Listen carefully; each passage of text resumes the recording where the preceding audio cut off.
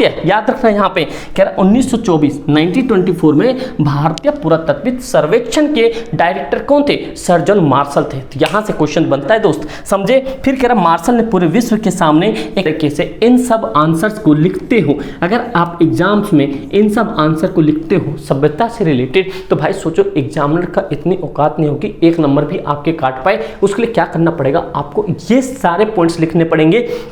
जैसे आपने देखा कि हड़प्पा सभ्यता क्या है, एक शैली में होता है, एक पर्टिकुलर टाइम के लिए होता है, एक खंड में होता है, एक भौगोलिक क्षेत्र होता है, ये सारी चीजें पता चली। फिर हमें पता चला। जय हिंद मेरे भाई, क्लास 12th में हो, अगर आप लोग सीबीएसई या बीएसई किसी भी बोर्ड में जाने वाले हो, अगर आप एग्जाम उसमें दोगे जो कि 2025 बोर्ड में है, अगर आपके पास क्लास 12th में हिस्ट्री है तो इसके लिए मोस्ट इंपॉर्टेंट क्लास है आपके लिए। बस एक ही पॉइंट रखना पड़ेगा आपको, इस क्लास को कंटिन्यू देख लेना। हिस्ट्री के जो आपके हड़प्पा सभ्यता से जो क्वेश्चंस बनेंगे, चाहे आपके लॉन्ग क्वेश्चंस बनेंगे या एमसीक्यू, वो 110% सही होंगे।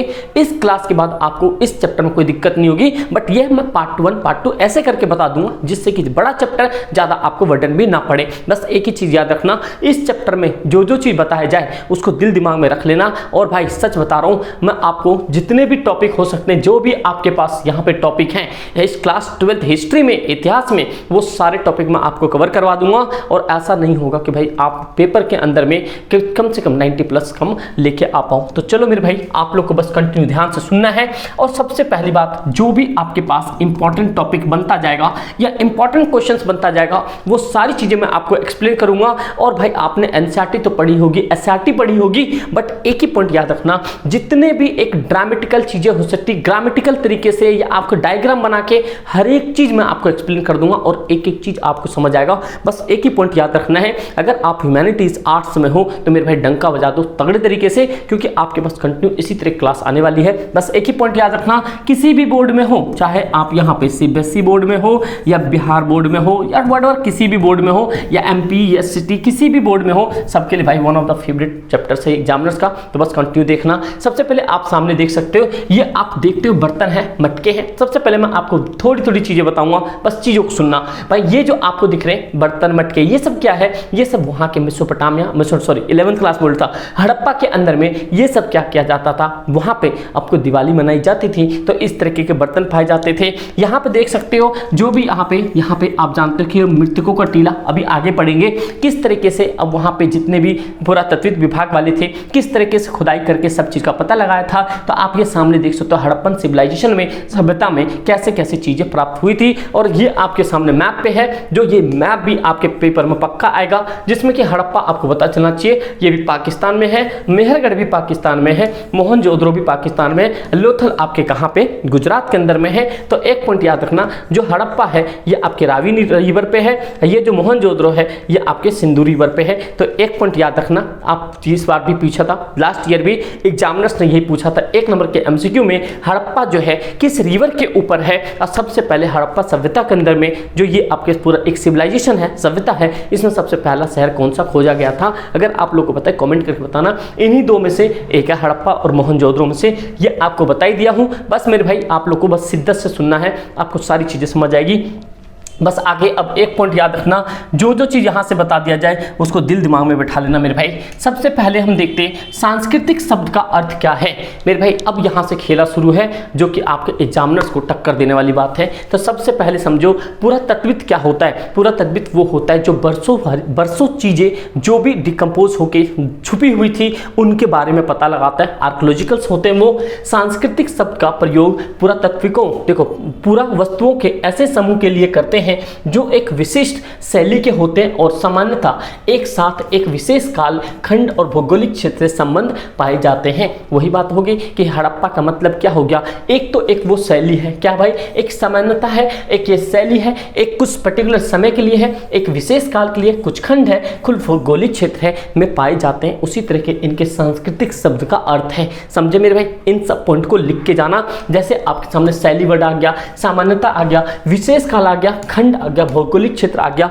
इनसे संबंध पाए जाते हैं। इस तरह के इस पॉइंट को लिखना।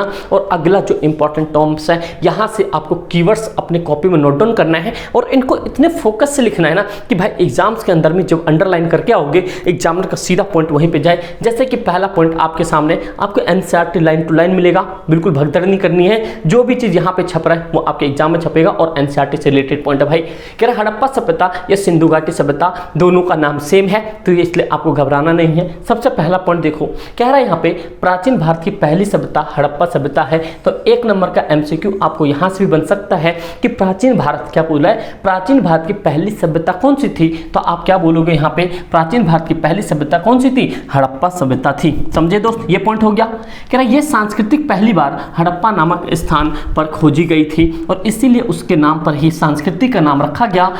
हड़प्पा पाकिस्तान के पंजाब प्रांत में मोंटगोमरी जिले की रावी नदी पे, मैंने आपको क्या बोला था यहाँ पे कि ये जो है एग्जामिनर ने एमसीक्यू में पूछा है, पंजाब प्रांत के मोंटगोमरी जिले थे, डिस्ट्रिक्ट था, उसके रावी रिवर के बाएं तट पर स्थित है। तो कभी कभी ये भी आपके एमसीक्यू में पूछा जा सकता है या अर्सेसन रीजन में पूछा जा सकता है, हड़प्पा जो था हड़प्पा कहाँ पे पाया गया था, तो आप सीधा सीधा बता सकते हो। रिवर पूछेगा तो सीधा रिवर मतलब कि रावी रिवर बोल सकते हो, रावी नदी बोल सकते हो।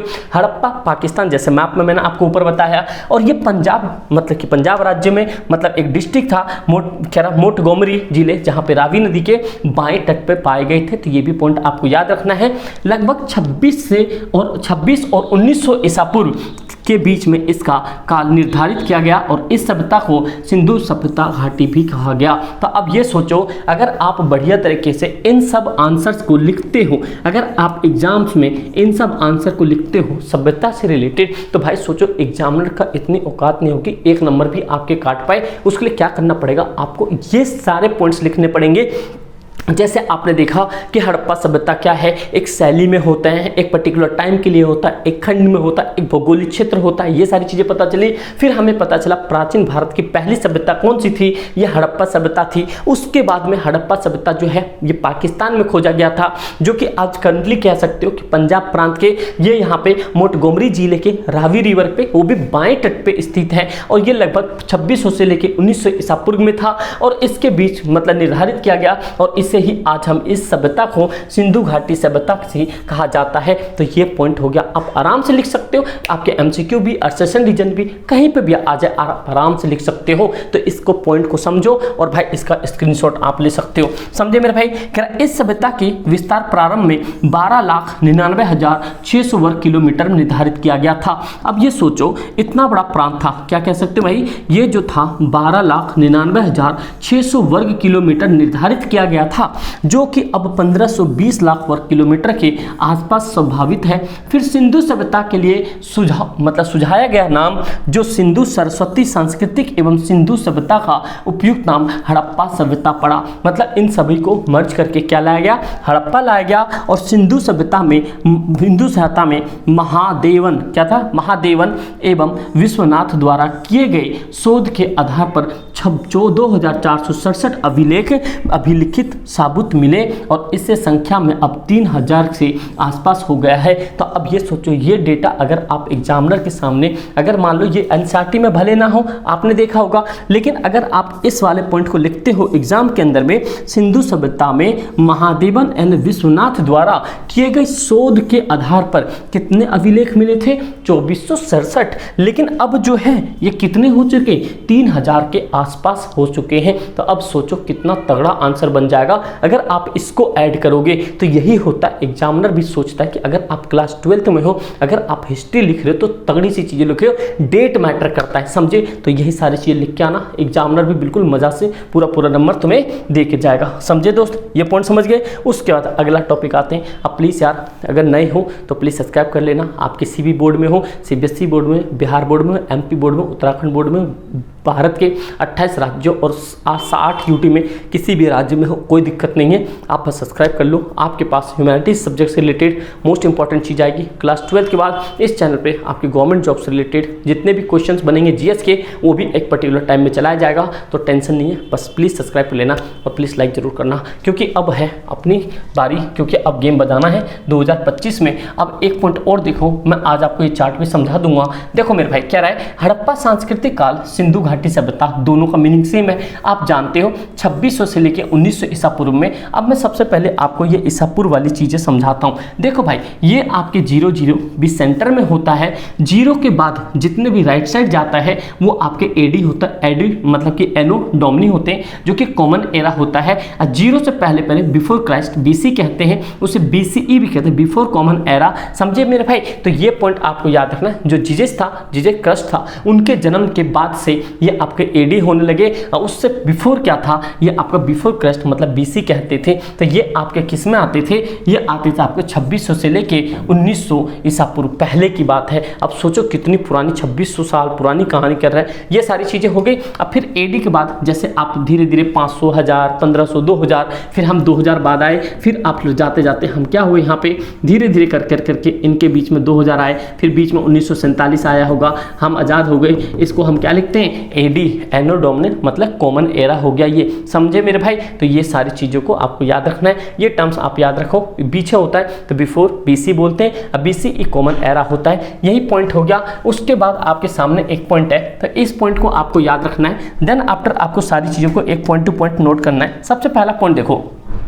कह रहे हैं यहाँ पे हड़प्पा संस्कृति के भाग पर चरण में कौन कौन था। एक तो आपके प्रारंभिक हड़प्पा संस्कृति थी, एक विकसित था, एक प्रवर्ती हड़प्पा संस्कृति था। एक पॉइंट समझो यहाँ पे, जब वही कभी भी आपको हड़प्पा की संस्कृति के बारे में क्वेश्चन पूछेगा तो आपको एक पॉइंट याद रखना है। उसके 3 तरीके के थे। कितने? 3 तरीके के थे। एक तो प्रारंभिक था, एक विकसित था, एक प्रवर्ती था। तो मोस्टली एग्जामिनर का फेवरेट कौन सा होता है? एग्जामिनर का फेवरेट हो जाता है विकसित हड़प्पा संस्कृति। तो ये पॉइंट समझे। संस्कृति में ये सारी चीजें आ जाएगी कि वहां के कैसी संस्कृति थी, हड़प्पा में विकसित थी। ये पॉइंट बता दिया। ये मैंने बीसी के बारे में, ईसा पूर्व लिखते हैं तो इसका बता दिया। ईसा पूर्व ये वाला एरिया ईसा पूर्व है। ईसा मसीह के जन्म से वर्ष मतलब कि जन्म के बाद कह रहा है। बीपी मतलब आज से पहले जो भी चीज था, यहाँ पे बिफोर प्रेजेंट, बिफोर एडी, मतलब कि सीधा सीधा बीसी और एसी याद रखो। ये आपके सामने है। ये पॉइंट को आपको याद रखना है। यहाँ पे जीसस का जन्म हुआ था, उसके बाद आप सीधा सीधा एडी जो आज प्रेजेंट में चल रहा है, इससे पहले जो मतलब कि बिफोर क्राइस्ट जन्म से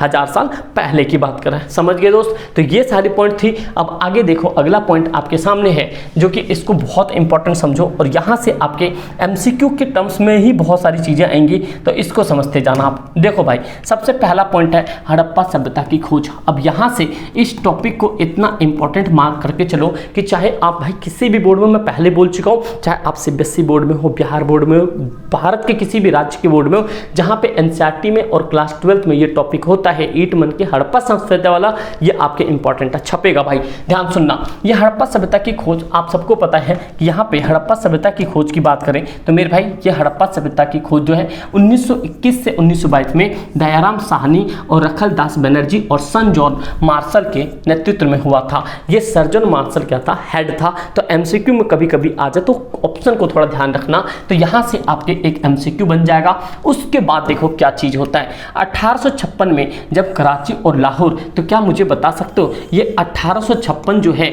ये आपके बीसी में आएगा या एडी में आएगा? ये बहुत इजी क्वेश्चन हो गया। आप सभी कमेंट करके बताओ ये किसके अंदर में आएगा। समझे दोस्त? चलो भाई फटाफट से देखते हैं अगला, जिसमें कि सबसे पहले देखो 1856 में जब कराची और लाहौर के बीच पहली बार रेलवे लाइन का निर्माण किया जा रहा था तो उत्खनन कार्य के दौरान अचानक हड़प्पा पूरा स्थल मिला और ये स्थान आधुनिक समय में पाकिस्तान में है। तो अब एक पॉइंट याद रखना, क्या कह रहा है यहाँ पे कि 1857 में जब कराची और लाहौर के बीच में रेलवे लाइन बिछाई जा रही थी, तो रेलवे लाइन नीचे खोद खोद के बिछाई जाती, काफ़ी सारी चीज़ें होती। वहीं पर एक आपके जो प्रेजेंट नाउ पाकिस्तान में है, वहीं पर एक पूरा स्थान मिला और कह रहा कर्मचारियों ने इसे खंडर समझ लिया और यहाँ की हजारों ईंट उखाड़कर यहाँ से ले गए और ईंटों का इस्तेमाल रेलवे लाइन में बिछाने में किया, लेकिन वह ये नहीं जान सके कि यह कोई सभ्यता थी। तो अब पॉइंट समझो, जैसे रेलवे लाइन थी, याद रखना, ध्यान से सुनना, ये सब कहानी आपको बहुत इंटरेस्टिंग लगेगा और ये बड़ी बड़ी जितने भी आपके जो कंपटीशन लेवल के बड़े लेवल की बुक्स होती हैं उनके अंदर में अवेलेबल होता है। कहने का मतलब ये हो गया, जब यहाँ पे आपके हड़प्पा सभ्यता की जो खोज की जा रही थी 1921 से 22 के बीच में दयाराम साहनी ने की थी, रखलदास बनर्जी और सर्जन मार्शल ने किया था। सर्जन मार्शल हेड था। फिर आफ्टर 1856 के अंदर में जो कि यहाँ पर रेलवे लाइन चल रही थी कराची से लेके लाहौर के बीच में, तो उसके बीच में जितने भी लेबर वेबर होते हैं जो भी वहाँ पे होता है, उन लोगों ने खुदाई करना शुरू किया और वहाँ पे देखा कि काफ़ी सारे नीचे एक पकी हुई ईंटें मिली थी। आप लोगों ने पढ़ा होगा एनसीईआरटी में कि हड़प्पा सभ्यता में पकी हुई ईंटें मिली थी और वहाँ से उन लोगों ने क्या करा, उन ईंटें पाई गई और नाउडे पाकिस्तान में, मैं मैप में ऑलरेडी बता चुका हूँ। तो उन्होंने क्या करा, उन सारी चीज़ों को एकदम बढ़िया से जितने भी ईंटें मिली उन लेबरों ने क्या करा, जो भी मजदूर थे वो जाके रेलवे लाइन में बिछा दिया। उनको पता ही नहीं था कि भाई सभ्यता होता क्या है। एक पॉइंट और याद रखना, ये सभ्यता इसका मतलब होता है लिटरेट। लिटरेट का मतलब होता है पढ़ा लिखा। जिस भी एरा के अंदर में समझदार व्यक्ति या पढ़े लिखे व्यक्ति थे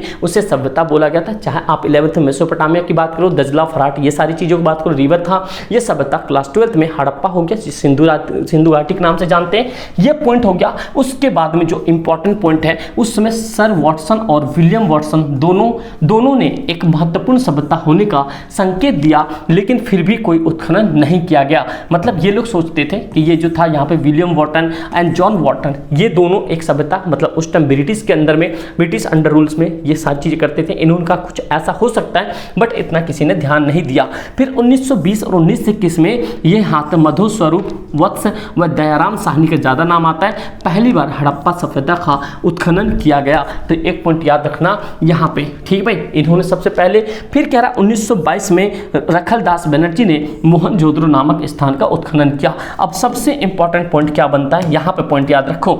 यहाँ पे ये 1920, ये देखो भाई 1920 में दयाराम साहनी ने किसकी खोज की, हड़प्पा की खोज की। ये पॉइंट याद रखना, ये पॉइंट रख लो, एमसीक्यू में छप जाएगा। ये किसी भी गवर्नमेंट जॉब के एग्जाम में छपता है क्वेश्चन कि 1921 दयाराम साहनी और हड़प्पा का उत्खनन किया। उसी तरीके से 1921 रखलदास बनर्जी ने मोहनजोदड़ो नामक स्थान का उत्खनन किया, जो पाकिस्तान के सिंध क्षेत्र में, यहाँ सिंध क्षेत्र में लड़काना जिले में स्थित है। कहाँ पे भाई, ये लड़काना जिले में स्थित है, सिंधु नदी के दाएं तट पर। कहाँ पे, सिंधु नदी के दाएं तट पे। अब वही अगर आप बात कर तो यहाँ पे हड़प्पा का, तो हड़प्पा किस पे था, ये आपकी रावी नदी के दाएं तट पर, जो पंजाब मोटलीरा जिले में स्थित है। तो ये भी पॉइंट याद रखना। तो क्या बता दिया आपको, यहाँ पे जो हड़प्पा है वो आपके रावी रिवर पे है, जो आपके मोहनजोदड़ो वो सिंधु रिवर पे है। ये भी पॉइंट आपको, जब सोचो यहाँ से कितने सारे एमसीक्यू निकले और एग्जामिनर भाई यहीं से एमसीक्यू बनाएगा। आप किसी भी जॉब में बैठोगे कहीं पे भी यार,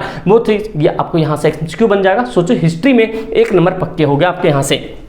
उसके बाद में फिर कह रहा है रखलदास बनर्जी इस टीले के ऊपर स्थित कुषाण यौगिक और बौद्ध स्तूपा का उत्खनन कर रहे थे। तो अब क्वेश्चन पूछ देगा कि बौद्ध स्तूपा का उत्खनन सबसे पहले मोहनजोदड़ो में किसने किया, तो भाई रखलदास बनर्जी ने किया। क्वेश्चन एग्जामिनर किसी भी तरीके से बना सकता है, बट आपका दिल दिमाग खुला रहना चाहिए, समझे दोस्त। उसके बाद देखो, जो मोहनजोदड़ो है इसका शाब्दिक अर्थ होता है मृतकों का टीला, डेथ ऑफ माउंटेन। आपने सुना होगा, ये भी पूछ लेता है डेथ ऑफ माउंटेन कहाँ था, मतलब मृतकों का टीला कहाँ था, तो ये आपके मोहनजोदड़ो में था, न कि हड़प्पा टिक करके आना। कह रहा मृतकों का टीला, ये प्रोंतो का टीला भी कहा जाता था। कह रहा इन दोनों उत्खनन के बाद सन 1924 में भारतीय पुरातत्वविद जो विभाग थे, इन्होंने क्या करा, सर्वेक्षण और डायरेक्टर कौन था, सर जॉन मार्शल था। तो 1 नंबर के क्वेश्चन में ये भी आ जाता है भारतीय, याद रखना यहाँ पे। कह रहा 1924 में भारतीय पुरातत्वविद सर्वेक्षण के डायरेक्टर कौन थे, सर जॉन मार्शल थे। तो यहाँ से क्वेश्चन बनता है दोस्त, समझे। फिर कह रहा मार्शल ने पूरे विश्व के सामने एक नई सभ्यता की खोज की घोषणा की। सर्जन मार्शल ने लंदन के वीकली नामक पत्रिका इसे सिंधु सभ्यता का नाम दिया। तो अब पॉइंट याद रखना कि अगर मान लो किसी कंपटीशन एग्जाम में क्या आएगा, सर्जन मार्शल ने कौन से पत्रिका में सबसे पहले सिंधु घाटी सभ्यता के बारे में बताया था, तो कौन था ये, लंदन वीकली न्यूज़पेपर का नाम था, जहां से क्वेश्चन आपके बनते हैं। समझ आ गया भाई, ये है एक best to best best explanation, जो कि आप कुछ ना कुछ याद रखोगे दिमाग में, एग्जाम में छाप के आओगे। अगर आपको कुछ समझ नहीं आता तो आप अपने चैनल पर भैया पढ़ते रहो। और भाई सबसे बड़ी चीज़ है यहाँ पे, अपने प्ले स्टोर से यहाँ पे SS पाठशाला ऐप डाउनलोड कर लेना और भाई इंस्टाग्राम पे जरूर फॉलो कर लेना, ठीक है। अगर कोई दिक्कत परेशानी होगी तो आप बताना। अगर कोई ऑफलाइन के लिए इंटरेस्ट है तो क्लास 12 का बैच अभी है, जुलाई से मतलब कि ऑलमोस्ट डेमो चल रहा है। अगर आप चाहे तो आप लोग इस नंबर पर कॉन्टैक्ट करके सारी चीज़ें पता कर सकते हो, ठीक भाई 9868 पे। बस एक ही पॉइंट है, इसी तरह क्लास के लिए पार्ट 2 के लिए बस आप लोग कमेंट करके जरूर बताना पार्ट 2 चाहिए या फिर कंप्लीट वन शॉट चाहिए। आप सभी को कमेंट का इंतजार रहेगा। और प्लीज़ यार एक ही चीज़ है, इस वीडियो को शेयर करना अपने दोस्त यार में, और किसी भी बोर्ड के लिए हो, किसी भी CBSE बिहार वॉटएवर किसी भी बोर्ड के लिए हो, सबके लिए मोस्ट इंपॉर्टेंट है। Thank you so much and जय हिंद।